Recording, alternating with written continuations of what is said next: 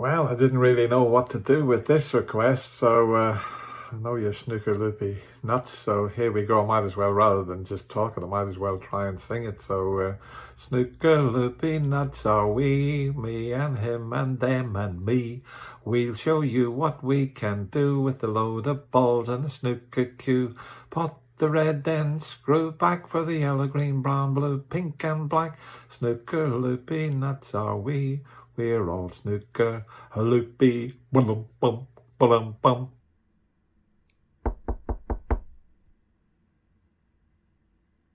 Knock knock. Hello, Joe. Would you like a trick shot or a treat? Oh, a trick shot.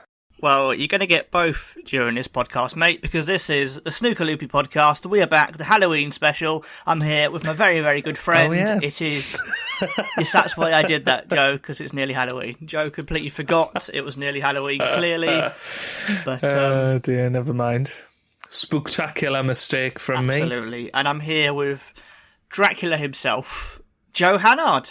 Good evening, everybody. How are we doing? I am well, mate. How are you doing? Good, yes. It's been half term for me this week, so a little bit more relaxed than usual. You seem nice and calm. You seem happy. Have you enjoyed having a week off? Yes, very much so. Yeah, plenty of Football Manager, plenty of days out.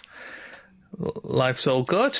Speaking of Football Manager and your other YouTube series, Joe, I've got a bone to pick with you. You've got a bone to pick with me about Football Manager? No. Okay.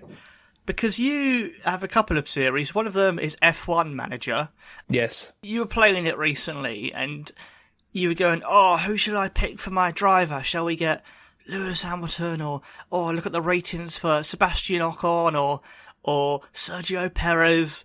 When clearly the man you should have chosen, and all the podcast listeners would agree, was a man called Gregory Saucy. Gregory Saucy. Well, it's funny you should say that. I think Gregory Saucy has disappeared from the game. Because you rejected him, Joe. Yes, yeah, Gregory Saucy. The saucy sausage, as he's known. Clearly you should have made Gregory Saucy world champion. That's all I'm saying. Well, yes, maybe next year. Who knows? Have you watched any more of the 900? I don't know why. I'm obsessed with it now. You know what? I watched a little bit. I think Tony Drago was playing the other day, and Nigel Bond. That seemed a decent lineup, so I did watch a little bit. There was something that tickled me though. Somebody asked, "What's the point in calling it the 900 if you don't tick down from 900 seconds?" And I thought that was a great point, actually. That's fair. They replied and said, "Oh, in the heat of the moment and with pressure, players can't work out how many minutes are left when it's 738 seconds." And I think they're doing players a disservice there. I think most people would know. well, they'd know it was more than 2. Do you know what I mean? Like, yeah, you would know. I think you would know. I think that's fair. if you seen you had 100 seconds left, I think generally you probably say, right, I take about 5 to 10 seconds a shot.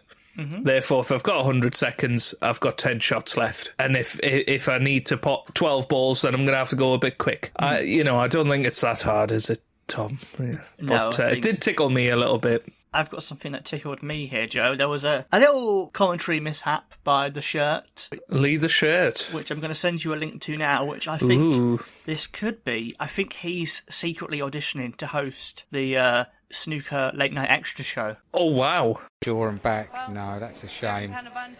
I think you can probably say... What's your shot? What's your shot, quick? I think the shot here is to... Red, cannon the black out of the way of the blue and play the blue. Yeah, I think you're right. Yep, he's seen it. He's seen it. He knows I'll give him a drilling. A grilling. Not again.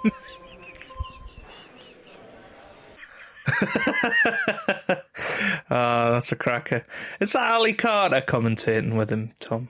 It is Ali Carter commentating with him, yeah. It's a bit of an odd selection, but... Ali Carter, he introduced the day by Lee the Shirt bringing him in and going, "I'm joined by Ali Carter." And Ali Carter went, "Good evening, everyone. This is your captain speaking." I hope you have your seatbelts on and you're ready for a great night of snooker. Wow. Well, there you go. There you go. Giving people drill-ins, making sure that they've got their seatbelts on. It's X-rated stuff, the 900, do you know what I Yeah, mean? well, that's why they have to put it on at 10 o'clock, clearly. Absolutely. In case Lee takes his shirt off. It'd become Lee without a shirt. Lee, the topless man. Yeah. Good evening, ladies and gentlemen. This is your captain speaking. Please fasten your seatbelts and enjoy the ride. The Wuhan Open was an interesting choice of location, wasn't it? Do you think they're trying to repair their image after what happened in 2020? I think they've spent a lot of money just getting it in Wuhan to go, no, we've got more than viruses, we've got snooker as well. Well, there you go. We've got match fixers. There you go. Perfect. Not anymore, mate. They've been chucked off tour, all of them. They have. Yes. But there has been a big scandal in snooker recently, and I don't know if you've heard about it, Tom. Scoregate. And, well, basically, you look really thrilled, Tom. Scoregate is one of these things that are very common in snooker, seemingly getting more common by the tournament, and that all the scores going off mid-frame, basically. And there's been a couple of people that are usually quite reserved in their opinions kicking off about it. I'm going to give you 3 guesses to guess one of them. Ali Carter. No. Since when is he reserved in his opinions? Oh, I thought you were being sarcastic. I'm not being sarcastic. Oh, okay, well, I retract the captain then. Okay. Okay. Ooh, who's reserved? Fergal O'Brien. That's a good guess. Could also be a pundit as well. It's not just players. Steve Davis. No. Because he watches the Northern Ireland Open, doesn't he? Oh, Neil Folds. No, good guess. Dave Hendon. I was about to say Dave Hendon. Oh, what's he been saying? And just that's not good enough. And Barry Hawkins was the other one. I mean, it is quite a crucial part of any sport is knowing the score. yeah, but it just, I mean, they've got their new app and their new scoring website and things, and it's all just a little bit amateurish at the moment, in my opinion, what's going on. They've done a very strange thing of going, we've got a brand new scoring app that is far worse than what it was, so you just go, why have you broken it? Why have you broken it? I just don't know what they were thinking. But funnily enough, on me recommended a few days ago on YouTube, up popped the John Higgins and Ricky Walden guess the player, where they have to stick the player on the head, and it was absolute hilarity. And that was 5 years ago, right? I think they were starting to make content that people would watch. Yeah. It was lighthearted. I mean, John Higgins and Ricky Walden, you don't put those two together normally, but John Higgins' impression of Liang Wen... This could have done a cue the laughter. I've just realised. John Higgins' impression of Liang Wenbo was fantastic. I don't know if we want to get that up, Tom, because... Do you want me to find it now? Hang on, let me get it. No, I'll get it. Hang on. Yep. Come on! Wembo. That was quite good, actually.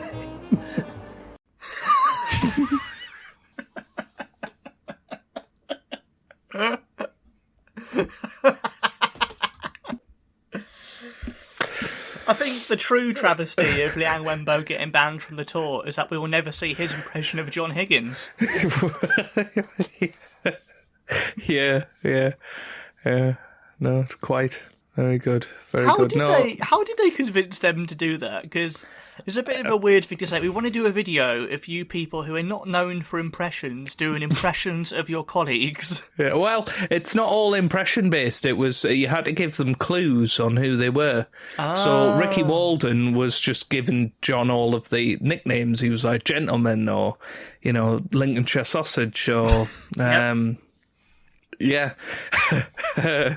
So Ricky Walden did really well, or John Higgins did really well, and then they said, well, no nicknames now. And who pops out but Ronnie O'Sullivan on the very next one, and they just basically pee themselves laughing. And John goes, I was going to say the Rocket, and then... I mean, I want more of this content. I want more exactly, yeah. I just don't know why. We were talking about WST and their new app and all of this, and they're trying to improve their image or whatever to the wider audience, but they were doing stuff many years ago that would have done that. So are we basically saying we think what they need is a time machine? Well, they needed a time machine before all those players match fixed, and just to go, no, don't do it. They need that. Come on. But also, they need a PR manager who's more like, how can we make this actually fun? I don't know if you've seen the sponsor for the upcoming UK Championship. No? Or can I have a guess? Is it? You're never going to guess it, but go on, give it a go. Hula hoops. You know what? Hula hoops would sound more serious than what this does. Is it sponsored by Chris Henry's Balls? The Balls by Chris Henry. No, it is the Mr. Q Bingo UK Championship. No, it's a Triple Crown event. It's supposed to be one of the big events. I'm sure, unless I dreamt this. Maybe I dreamt this. But UK Championship, let's have a look. Mr. Q UK Championship. Oh my God. I mean, I'd never even heard of Mr. Q Bingo. Do you know what I mean? It does make me wonder, how much money do we need to sponsor a tournament? Because clearly they can't be getting tons from Mr. Q Bingo, can they? I mean, what even is Mr. Q Bingo? Do I dare look? But it's worked, Joe. We're talking about Mr. Q Bingo. It's entirely worked for them, not for the championship. Mr. Q official website. Oh my God! There's the logo is Mr. Q, and there's an eyeball in the queue just looking around. It's rather well. It's in the top 10 best bingo sites UK. So is it? I presume it's the letter Q, not. Yes, Q. yeah. It's not snooker Q. So have they just done it because it sounds a bit like Q, which is a snooker thing? You know what? If that much thought went into it, I would eat my hat. I don't think it did, Tom. I think it's a fluky coincidence. You know, I never expect snooker to be Formula One or football, but it should be at least on par with cricket. Oh. Really, you know. Weren't there cricket teams in the 100 that were sponsored by like Quavers and stuff? Yes, but come on, Tom. Mr. Quavers Bingo is going to be better than Mr. Q Bingo. Because it's interesting, because I always think when these people sponsor events, they have like, kazoo on the waistcoats. But maybe the sponsors should do more. They should go, okay, we want to sponsor the event, but during the interval, we want a video of Mark Williams eating some Quavers. What would be quite nice is if it was the Quavers UK Championship, if they all had to wear yellow or something. Yes, that's what they need. Or a yellow accessory, Yeah, that'd be good. Like Chris Wakeling's got a yellow bow tie. There are dress codes at tournaments, like the home nations are black shirt, black trousers, to which Ding Junhui, yeah. Ding got Dr. Frame, yeah, because he wore brown trousers. So, I mean, that was a bad fashion choice anyway, but, Should we let the referee doctor players' points if he just doesn't like their outfits? Look at those shoes. No, it shouldn't be the referee, it should be Rob Walker that decides. Yeah, Chris Wakeling's going to start this match with a 2-frame advantage because Rob Walker likes his shoes. And check out those shoes. What would you do if Gary Wilson approached you and he went, Joe Hallard, I like your YouTube stuff. I'm starting a Northeast snooker podcast. A Northeast snooker podcast? Yep, he said that was actually the real Gary Wilson just popping in just now. But I'd have to sever ties with you. Is that the idea? Yeah, but you'd have to give up the Snooker Loopy podcast. I would stick with what we do. I believe in what we do. Yes, there we go. Yeah. In your face, Gary But Wilson. that's the thing. Like, I was thinking about this the other day because obviously WST's official podcast is run by a comedian and an ex-pro, or current professional, I should say, Stephen Hendry. Sorry for the disrespect. Whereas this podcast is a comedian and a future pro. A professional snooker YouTuber. I mean, you've probably made more on snooker YouTube than some of the professional players have made this season. Oh, that's very interesting thought. Certainly made more than Stephen Hendry. But, you know, I was thinking this before, of what if they'd approached you? And I was thinking, would Tom ditch me? And I'm not sure you would. I don't know. No. Yeah. I always feel loyalty is very important, and I'd go, no, I want to do it with Joe. Yeah. I would say to them, I'm interested, but can you pay me to do it with Joe? But, you know, you could make such a good show, because it could be anchored by two people, me and you, and then have a guest on every week. You know, this week we're joined for, you know, just the middle of the podcast by whoever, and then we still have our silly bits at the start and at the end. You know, it's an easy format win. The problem is, Tom, they don't know we exist. How do we make them know we exist? They don't even follow me on Twitter anymore, Tom. So they unfollowed you? I think so. Oh, this should be front page of the Metro tomorrow. Maybe we can do the Breakaway Tours official podcast, Tom. Maybe that's what. Is that what we should be aiming for? We should be already forgetting about WST and going, how can we get involved in the new thing? Well, it would be our luck, Tom, that we'd finally get our official WST podcast, and then the Breakaway Tour would happen straight away. That would be our luck.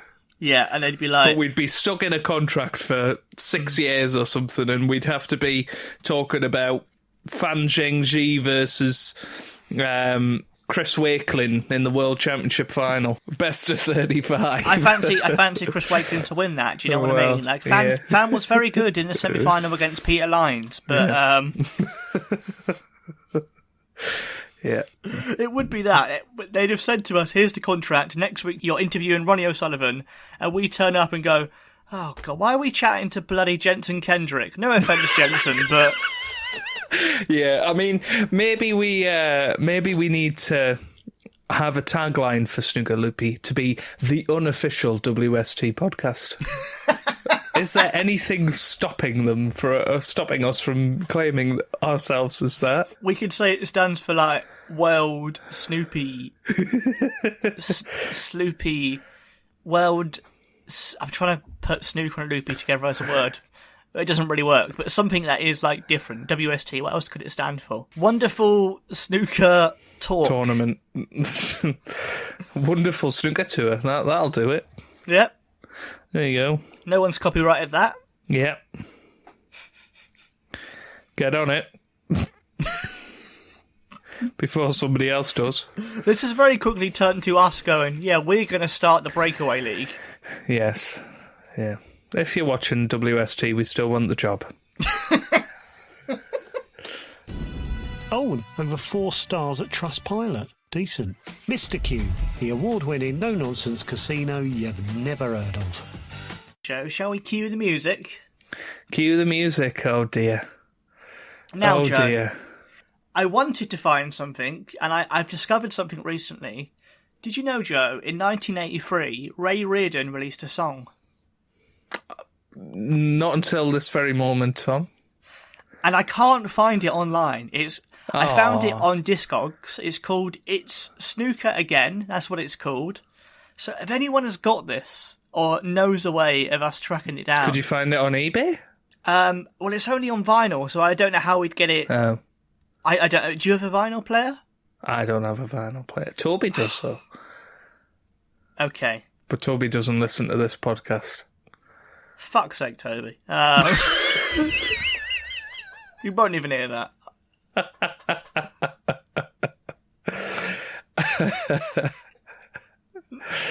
We need to find someone with a vinyl player who can tell us what this song is. Yes. Or find Ray Reardon. If anyone can find Ray Reardon and ask him to sing it. Oh well, surely he's got to have a copy. Well, it was released in 1983, so I presume it would be the very first song by like a professional snooker player. So that's something I'm gonna track down eventually, because I wanted it for the Halloween special, Ray Reardon. So I can't get that yet. So what I've got for you, Joe, you might remember that the very first cue to music was a certain commentator singing Snooker Loopy. Dennis. Yes. That our very yeah, okay. And since then, a few times we've discussed the idea of asking another snooker commentator to sing Snooker Loopy. No way. I'll play it in the podcast now, and Joe, you can let me know what you think of this. Oh my God. Hello, it's John Virgo here. This is a request for Snooker Loopy, which was a matchroom thing with Steve Davis and Dennis Taylor and Willie Thorne. Not my song. Mine was from Big Break. It's only a game. But you've asked me to do it, so I'll do it. It's Snooker Loopy, not so we. Me and him and them and me. Great lines. We'll show you what to do with a load of balls and a snooker cue. Pot the reds and screw back for the yellow, green, brown, blue, pink or black. Snooker Loopy, nuts are we. We're all snooker loopy. A well done to Chaz and Dave. Where's the cue ball going? Cheers.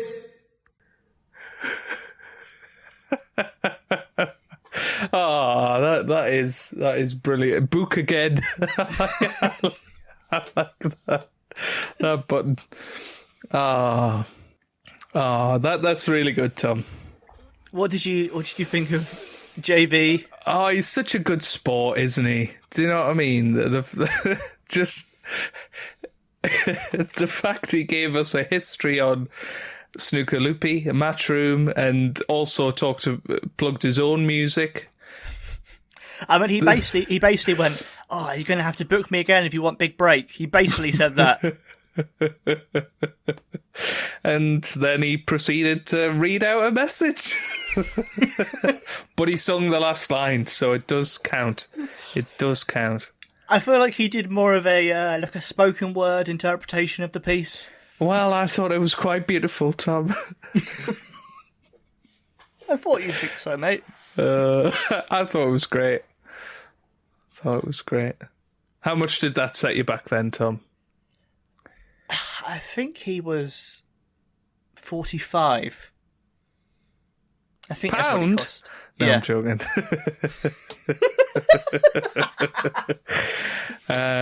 Mate, if it was 45 pence, I would not leave JV alone. Like, every day I'd be like, can you say this? Can you say this? No, I mean, what a sport to do that. You know, we know Dennis. I mean, it's his song. But no, that was good. It was quality and nice to talk around it as well.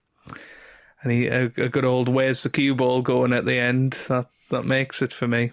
Well, I love that. I feel like every video message, he's like, "That's my catchphrase. People will want my catchphrase. I've got to put it in." I just love the thought that somebody's outside of his room where he's doing this. And he does 4 or 5 of them in a row, and they just hear him going, "Where's the cue ball going?" at the end.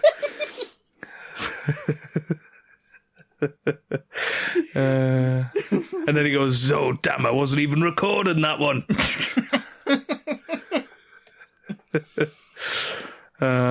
Bless him.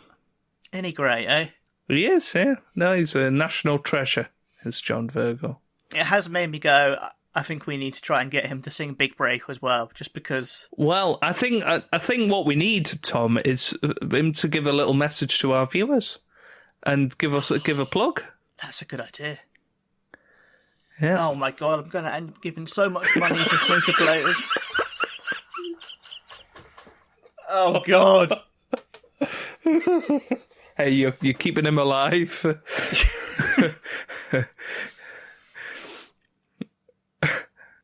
in my head, with both JV and Dennis, I'll be like, well, I'll regret it if I don't. Do you know what I mean? Like, if this time in 3 years they're not here, I'll be like, I'm so glad I paid them money to sing. Are you saying that Ken Doherty's got more than a year?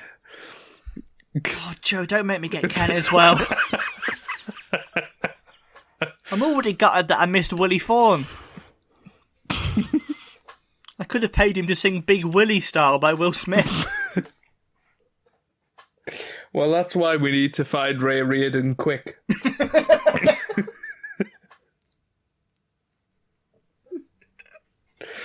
He doesn't have one of these memos, does he? No, I think he's probably... Generally, my first thought was to say I think he's too old for it, but then Dennis and JV are on it, so... They're not that much younger than Ray. Yeah, I think Ray's 90 now. Bless him. Bless him. If anyone... Do you know what? I always say this. I always say, if anyone can help us do this. I know full well we don't have enough listeners who have enough contacts to help us. But but maybe one day, Ray Reardon's next-door neighbour might listen to this podcast. Or Ray Reardon himself might. That's very true. If we name this podcast something... The Ray Reardon Halloween special or something. Yes, Ray Reardon Dracula special. But yeah, it almost seems strange to ask, Joe, but what rating would you give JV singing Snooker Loopy? I think because it's JV, I've got to give him a 7. Why has Len Goodman appeared? I don't know. I feel like I've heard JV say that before. In that tone. I think I'd give him an 8. I don't know whether I'm being swayed because I've paid for it or... Oh, well, I mean, I would give him a 10 out of 10 if it was all on, just love for John Virgo.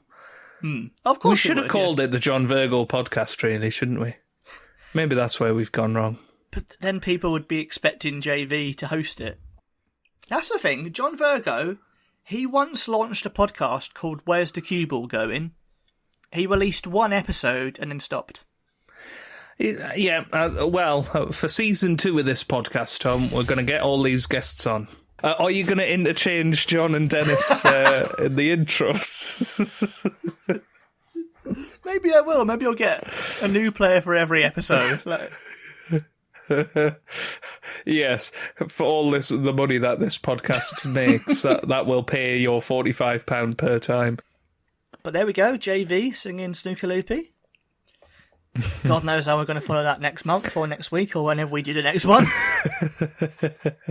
Well, I'll sort out a memo. I'll see if I can do it. Is it going to be you singing as Dennis Taylor, Snooker Loopy? No, I'm not saying when it'll happen. It'll just surprise you. Ooh. Who's it going to be? When I work out what the hell I'm doing with it. I don't even know who else is on Memo. I just know they're on there. I presume Ronnie's not on it. Well, I've just typed in snooker, right? Yeah. Oh, dear me. Oh, dear, right. I mean, I'm not going to tell you one of the players on there because I think that's going to be my memo. But there's Stephen Hendry, who's £54. Mm-hmm. Then Sean Murphy, who's £46. Ken, who's 34, then Dennis, 45. Gary Wilson, the Tyneside Terror, for a tenner. Oh, that's a bargain. Mark King for £14. Mark Davis for £22. Mark Joyce for £20. Curtis Norman. I don't know who Curtis Norman is. I've never heard of Curtis But he's got a picture with Judd Trump there, £10. Alexander Rosenbacher, Federer of the Bays, £15. And then Jade Slusarasic, who's apparently a TV presenter and Sky Sports walk-on girl. And I have a feeling that might be Jimmy White's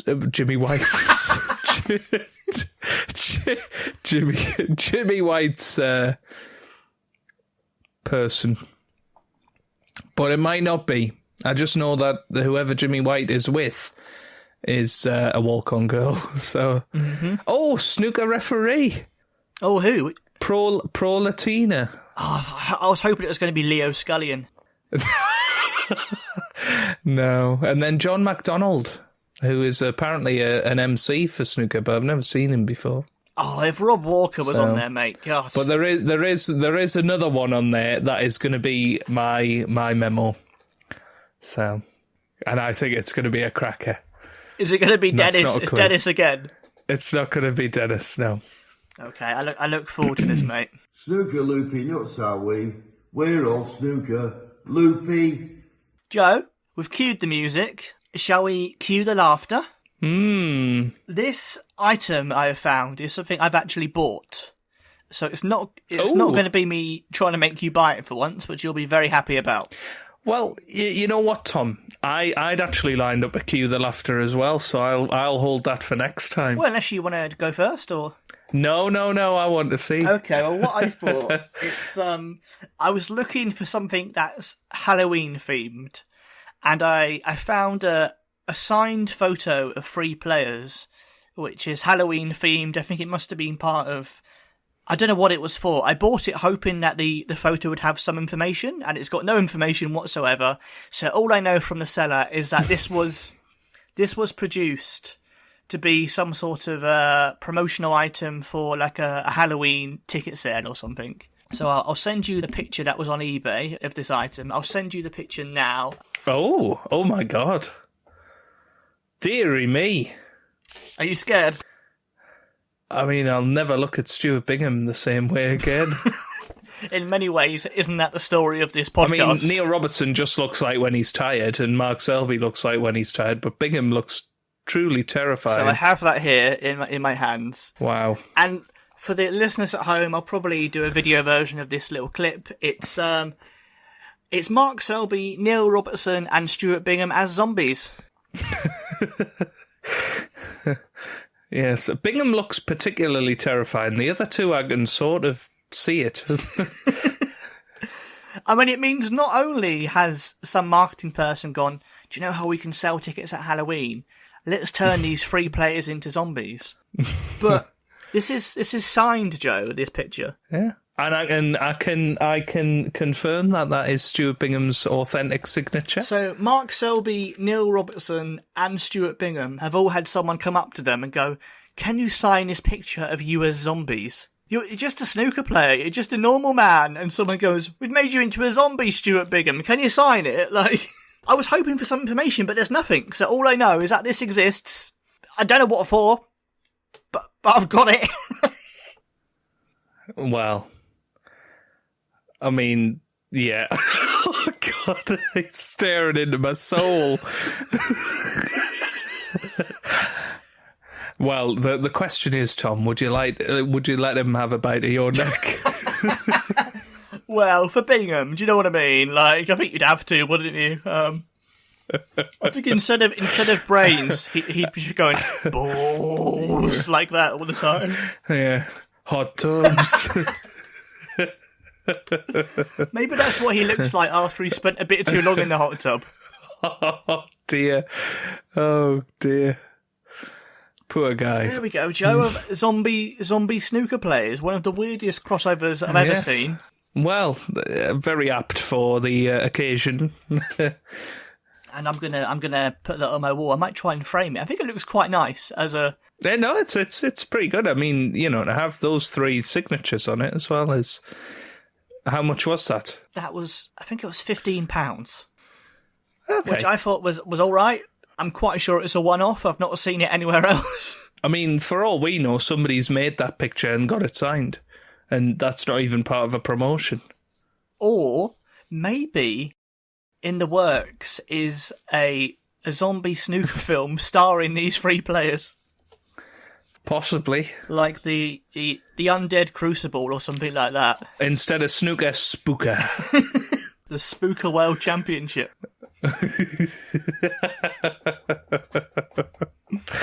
Yeah. It's a story of Dennis and JV. They've locked themselves in the Crucible because there's a zombie infestation. And then it becomes like a Shaun of the Dead thing, but all the zombies are snooker players.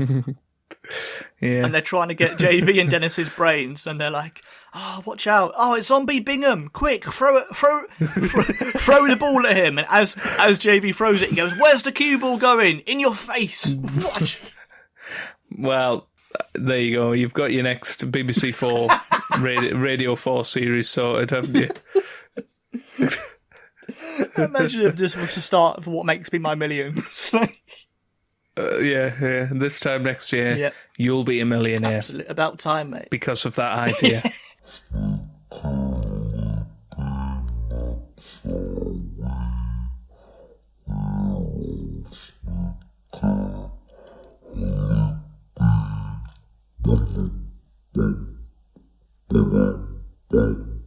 Anything else we want to say in this podcast? You know what? I think we've touched on a lot of topics today, actually. I mean, we can look ahead. I don't know what's coming up in the next month or so in the snooker calendar. Well, it's the Champion of Champions next month, isn't it? Yeah. I don't know when exactly that is, but let's have a look. Snooker calendar. I mean, I was sort of hoping when I type in snooker calendar, it comes up with the official 2024 snooker calendar, but with all their school photos. One can hope. Right. We've got the International Championship, 5th to the 12th of November. Then you've got Q2 4 at the Landywood Snooker Club. Mm-hmm. I thought you might enjoy the Landywood. And then the Champion of Champions on the 13th of November. So is that at Hazel Grove, the Champion of Champions? It's at the University of Bolton Stadium. Oh, okay. Speaking of weird sponsorships right there. And then after that, you've got the Mr. Q UK Championships. Hey! Oh, I'm looking forward to the Mr. At the Barbican. I'm just going to call it the Mr. Q. The shootouts before Christmas this year. Did you know that? I did. It's in Swansea or something now. They keep changing. Swansea? They keep changing the location. Yeah. Because they had that big poster outside the Crucible with all of the tour dates, and most of them were wrong, I think. But and then you got the Scottish Open, and then you've got German Masters qualifying on the 18th to the 23rd of December. Oh, I'm sure the players are delighted about that. That's all you need just before Christmas, isn't it? And then you got the Macau Masters, 26th to the 29th of December. Right, well, it's been fun as always, Joe. Lovely to chat to you. Oh, yeah, no, brilliant chat. Looking forward to seeing who makes the Champion of Champions, and yeah, we'll catch you all in about 2 weeks. Leave your comments below what you thought about John Virgo and his singing, not just generally. Don't just...